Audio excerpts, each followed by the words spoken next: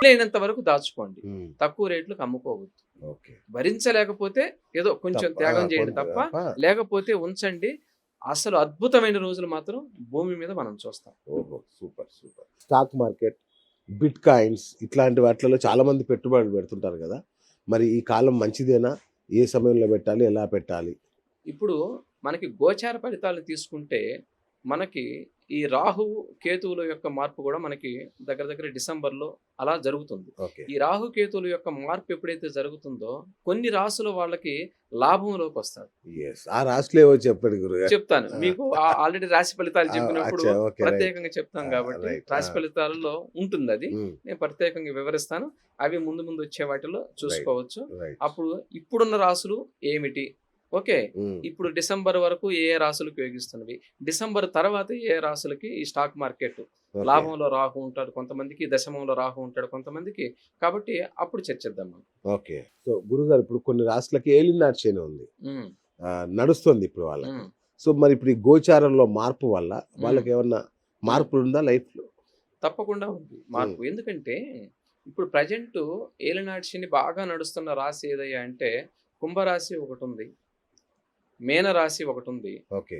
మేషరాశి గూడా ఒకటుంది. ఓకే. అయితే, ఇప్పుడు లగ్నంలో శని నడుస్తుంది. మీనరాశి వాళ్ళకి నడుస్తుంది. మీనరాశి వాళ్ళు గత 2.5 సంవత్సరాలుగా చాలా ఇబ్బంది పడుతూ ఉన్నారు. హ్మ్. ఇప్పుడు ఇంకా ఇబ్బందిని ఎదుర్కొంటూ ఉన్నారు. హ్మ్. ఈళ్ళకి ఏలినాటి శనిలో ఉన్న ఉపశమనం ఏంటంటే, గురుగ్రహం ఎప్పుడైతే జూన్ 2వ తారీఖున కర్కాటకంలోకి ఉచ్చ స్థితికొస్తుందో, ఓకే. అప్పుడు లగ్నాత్తు ఏమవుతుందంటే, గురువు యొక్క లగ్నాత్తు గూడా ఓకే. పంచమ దృష్టి మీనరాశి వాళ్ళ మీద పడుతుంది. పడటం వల్ల ఏమవుతుందంటే, వాళ్ళు ఇప్పటి వరకు ఏదైతే ఇబ్బందులు చాలా మీనరాశి వాళ్ళు చాలా ఇబ్బందులు పడుతుంటారు. స్ట్రగుల్స్ ఫేస్ చేస్తుంటారు. మానసికంగా, అనారోగ్యపరంగా అనేక రకాలుగా. ఒకటని ఏం లేదండి. చాలా ఇబ్బందులుంటవి. ఉన్నప్పటికీ కూడా ఈ గురువు ఒక 1 ఇయర్ పాటు, సంవత్సరం పాటు వాళ్ళకి మంచి యోగాన్ని కల్పిస్తాడు. అందులో ఇబ్బందేమీ లేదు. ఓకే. కాబట్టి మీనరాశి వాళ్ళు దీని నుంచి తప్పించుకున్నట్టు. రైట్. ఈ సొంతింటి కలగనే వాళ్ళ పరిస్థితి గురించి ఏ హ్మ్. రాశుల వారికి హ్మ్. అనుకూలంగా వస్తుంది? ఇప్పుడు చెప్తారా? వాటిలలోనే చెప్తారా? ఆ! యాక్చువల్‌గా చెప్పాలంటే ఇప్పుడు మేషరాశి వాళ్ళకి చతుర్థంలో ఓకే. రేపు కర్కాటకంలోకి గురువు వచ్చినప్పుడు చతుర్థ స్థానం అనగా కుటుంబము, ఓకే. సొంత ఇల్లు, ఓకే. వాళ్ళ తల్లిదండ్రులు ఆ! ఇలాంటివన్నీ కూడా చాలా బాగుంటున్నాయి. వాళ్ళకి ఆ! సొంతింటికి సంబంధించిన ప్రయత్నాలు విశేషంగా చేసుకోవచ్చు. బ్రహ్మాండంగా యోగిస్తున్నవి. అలాగే తులారాశికి కూడా తులారాశికి కూడా హ్మ్. సొంతింటి కల బ్రహ్మాండంగా నెరవేరుతుంది. వృశ్చిక రాశి వాళ్ళకి నెరవేరుతుంది. హ్మ్. కర్కటక రాశి వాళ్ళకి నెరవేరుతుంది.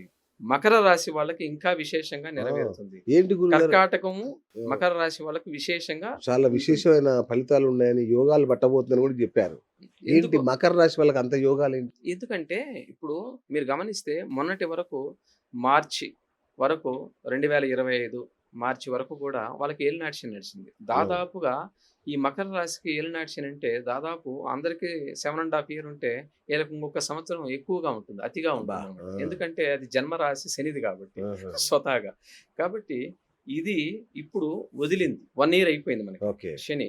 ఓకే. కానీ శని ఏమయ్యాడు? మకర రాశి వాళ్ళకి ధనాధిపతి అయ్యాడు. ఓహ్! లగ్నానికి మకర రాశి లగ్నానికి ధనాధిపతి అయ్యాడు. ఓకే. ధనాధిపతి మూడో ఇంట్లో విశేషమైన కారకుడు. శుభగ్రహాలు మూడో ఇళ్లల్లోనూ, ఆరో ఇళ్లల్లోనూ ఉండకూడదు. ఓకే. పాపగ్రహాలు మూడో ఇళ్లల్లో ఉంటే తృతీయము గాని, అష్టమం ఎందు కాను ఉన్నా, షష్టమం ఎందున్నా కొంచెం యోగాన్ని ఇస్తూ ఉంటారు. ఓకే. అలాగా ఇప్పుడు శని ధనాధిపతి అయ్యి మకర రాశి వాళ్ళకి యోగిస్తున్నాడు. అలాగే గురువు మిథునం నుంచి కర్కాటకంలోకొచ్చి అంశయోగంతో ఉచ్చ స్థితిలో ఉన్నాడు. ఓకే. ఉచ్చ స్థితిలో ఉండి డైరెక్ట్‌గా సప్తమ స్థానాన్ని చూస్తూ ఉన్నాడు. అంటే మకర రాశిని చూస్తూ ఉన్నాడు. హ్మ్. అందుకని వాళ్ళకి విశేషమైన భాగ్యం, భోగం కలుగుతుంది. హ్మ్. ఇందులో ఇంకా చెప్పాలంటే పెళ్ళిళ్ళకి సంబంధించినవి గానీ, కొత్త కొత్త బిజినెస్‌లు చేసేవాళ్ళు గానీ, మకర రాశి వాళ్ళకి విశేషంగా ఉపయోగపడుతున్నవి. ఓహ్! విశేషాలున్నవి. అట్లాగే కర్కాటక రాశి వాళ్ళకి గూడా ఉచ్చస్థితి ఇగ హంసయోగంతో వాళ్ళు కలిగిన గూడా గురువున్నాడు పట్టిందల్లా గాబట్టి బంగారమేనా వాళ్ళు గూడా? Almost all. ఓహ్! అంటే ఇది ఒకటండి కర్కాటక రాశి. ఆ! మీరు ఒకటే ఇది 35% వరకు మనం తీసుకోవచ్చండి దీన్ని. హ్మ్. ఎప్పుడైనా సరే ఒక 35% తర్వాత ఏందంటే మళ్ళా జన్మ జాతకం గూడా దీనికి మేళవించబడి ఉంటుంది. ఓకే. ఒకే దృష్టితో కాకుండా వాళ్ళ జన్మ జాతకంలో ఏ దశలు నడుస్తున్నాయి, ఏ మహర్దశలు నడుస్తున్నాయి, ఏ విదశలు, ఏ సూక్ష్మ దశలు నడుస్తున్నాయి, ఇవి కూడా మనం ఒకసారి చెక్ చేయించుకోవడం అనేది మనకు అది ఎంతవరకు ఉపయోగపడుతుంది అవునా? అనేది చాలా ఇంపార్టెంట్. ఓహ్! ఎందుకంటే ఒక్క గోచారాన్ని ఎప్పుడు బేస్ చేసుకోకండి మీరు. అచ్చచ్చా! ఎందుకు ఓకే. బేస్ చేసుకోవద్దు అంటున్నాను, దానికి ఉన్న వ్యవధి 35% మాత్రమే. మిగతాది ఓకే. 65 ఏంటంటే మన జన్మ జాతకం ఉంటుంది. లేదనుకోండి అందరూ అదేలే. బాగుపడిపోతారు. అంతే గదా! గోచార రీత్యా అందరూ అంతే గదా! బాగుపడిపోతారుగా. ఇంక లగ్నాలెందుకు, అంతే గదా! నక్షత్రాలు, అవును. లగ్నాధిపతులు, గ్రహ దశలు, యోగ దశలెందుకు? రైట్. రైట్. అలాగే గురుగారు ఈ గ్రహణాల ఎఫెక్ట్ కూడా రాశుల వారీగా ఉంటుందా? పలానా రాశి వాళ్ళకి ఎక్కువ అయితే ప్రభావం. లక్కీ ఏంటంటే ఇప్పుడు మనకి పరాభవ నామ సంవత్సరంలో ఏ గ్రహణాలు లేవు. హమ్మయ్య! శుభం. ఉన్నాయి గానీ అవతల ఎక్కడో ఔట్ ఆఫ్ కంట్రీస్‌లో ఉన్నాయి. ఈ ఓకే. సంవత్సరం మనం ఊపిరి పీల్చుకోవచ్చు. ఓహో! 25లో వచ్చినన్ని గ్రహణాలు గాని, షష్టగ్రహ కూటాలు గాని, ఈ కూటమిలు కూడా చాలా వరకు తక్కువనే. గ్రహణాలైతే అసలు లేవు. ఓహో! సూపర్. రైట్ గురుగారు. యాక్చువల్‌గా ఉగాది అంటేనే రాశి ఫలితాలు, అవమానాలు, రాజయోగాలు, ఆ! ఆదాయాలు, వ్యవాయాలు లెక్కేసుకుంటుంటారు మన రైతులు గాని, అన్ని వర్గాల ప్రజలు. సో, మీ నోటి నుంచి ఆ రాశి ఫలాలు విందామని అందరూ వెయిట్ చేస్తున్నారు. సో, మనం మేషం నుంచి మొదలుపెట్టి మీనం వరకు ఇక రాశి ఫలితాలు ప్రారంభిస్తే రాశి ఫలితాలు. చర్చించుకుందామంటారా? యెస్. ముందుగా మేషరాశి. ఓకే. ఈ సంవత్సరం మనకి రాజు అయ్యారు అంటే గురువు మనకి రాజుగా వచ్చాడు. అవును. గురువు. కాబట్టి ఈ గురువు రావటం ఒక మంచి విశేషం.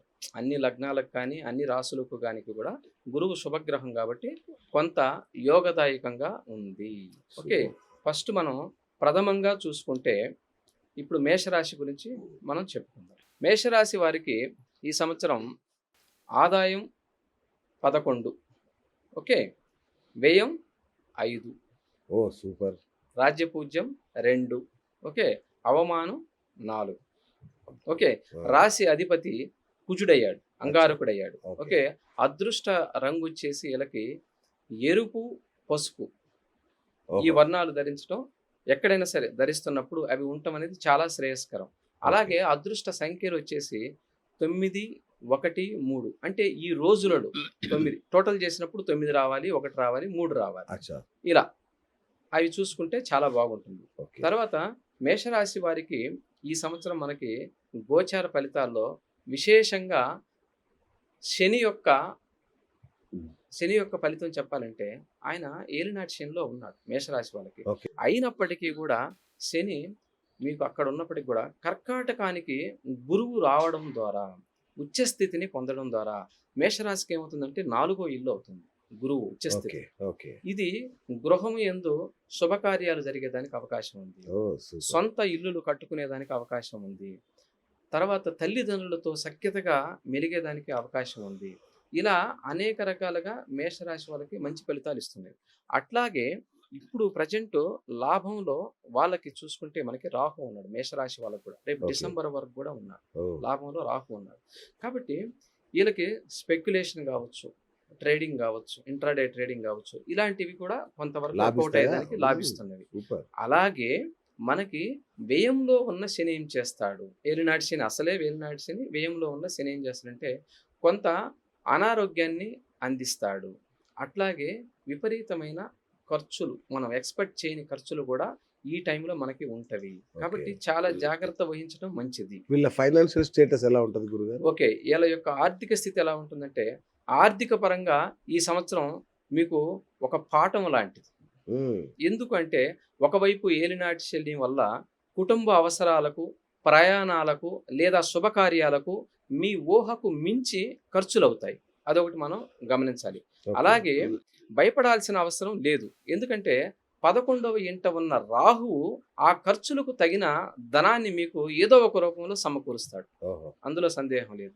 ముఖ్యంగా చెప్పాలంటే అక్టోబర్ 31 నుండి ఓకే. జనవరి 25 వరకు గురువు 5వ ఇంట సంచరిస్తాడు. హ్మ్. ఇప్పుడు 4వ ఇంటే కాకుండా అప్పుడు 5వ ఇంట కూడా సంచరిస్తాడు.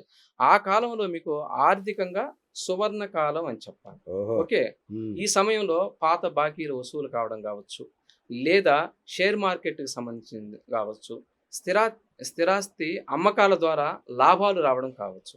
ఇలాంటి విశేషమైన యోగాలు ఈ మేషరాశి వారికి ఉన్నవి. సూపర్. వీళ్ళకి కొన్ని మనం నిత్యం చేసుకోవాల్సిన శాంతులు ఏమన్నా ఉంటే ఈ సంవత్సరం మొత్తం అవి కూడా మనం ఒకసారి చెప్పుకుందాం. ఓకే. ఎందుకంటే ఏలినాటి శని నడుస్తుంది కాబట్టి ఎస్. శని ప్రభావం ఉన్నందున ప్రతి శనివారము శివాలయ దర్శనం చాలా చాలా ముఖ్యము. అలాగే నువ్వులతో చేసిన దీపారాధన, ఓకే, నువ్వుల నూనెతో చేసిన దీపారాధన విశేషంగా వీళ్ళకి మేలు చేస్తుంది. అట్లాగే ప్రతి మంగళవారము, శనివారము హనుమాన్ చాలీసా పఠించడం ద్వారా వీళ్ళకి శుభం జరిగేదానికి గొప్ప అవకాశం ఉంది. సూపర్. కాబట్టి గురువు యొక్క ఇప్పుడు కర్కాటకంలోకి గురువు వస్తున్నాడు కాబట్టి ఈ గురువు కూడా వీళ్ళకి విశేషంగా యోగించాలంటే దత్తాత్రేయ క్షేత్రాలు దర్శనం చేయటం మంచిది. ఓహో. ఓకే. తర్వాత వీళ్ళకి ప్రతి ఒక్కరు కూడా సప్తాహం అని చేస్తూ ఉంటారు. ఉమ్. ఓకే. ఈ గురువుకు సంబంధించిన దత్తాత్రేయ అది చేయటం చాలా విశేషం. అచ్చా. చాలా విశేషం. ఎందుకంటే గురుగ్రహానికి బలం వస్తుంది. ఓకే. ఈ బలం ద్వారా ఏంటంటే మిగతా రాసుల్లో ఉన్న ఇబ్బందులు ఏమైనా ఉంటే గ్రహస్థితులు అవి తొలగిపోతున్నవి. ఉమ్. కాబట్టి టోటల్గా చెప్పాలంటే మేషరాశి వారి జాతకం చాలా